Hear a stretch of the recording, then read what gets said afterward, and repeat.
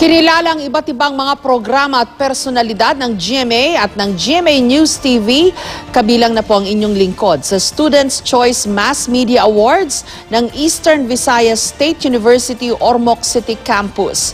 Nominado rin sa New York Festivals ang ilang programa ng GMA at GMA News TV. Yan at iba pang balita sa report ni Katrina Son. Umani ng 9 na nominasyon sa New York Festivals ang ilang programa ng GMA at GMA News TV. Kabilang sa nominado ang Bawal ang Pasaway kay Maring Winnie, Yaman ng Palawan para sa Best Interview. Front Row, Maestra Salbabida para sa Community Service Programs.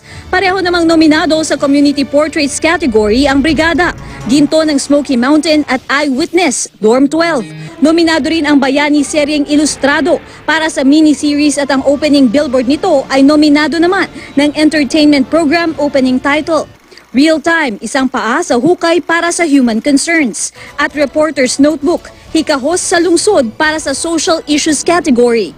Ang Father's Day promotion ng GMA at GMA News TV, nominado rin para sa Graphic Design Promotion IDs. Sa darating na Abril sa Las Vegas, iaanunsyo kung sino ang makakatanggap ng Grand, Gold, Silver at Bronze Awards.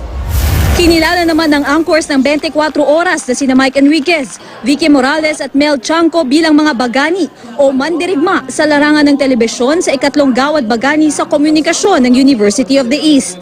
Dati nang tumanggap ng bagani sa larangan ng radyo si Mike Enriquez para sa mga programa niya sa DZBB. Nakatanggap na rin ng parehong parangal si Arnold Clavio. Taong 2014, iginawa din kay Jessica Soho ang bagani sa larangan ng telebisyon. Kay Cara David naman ito iginawad noong nakaraang taon. Ang Gawad Bagani ay nagbibigay parangal sa mga personalidad na may natatanging naiambag sa serbisyong publiko sa larangan ng radyo at telebisyon.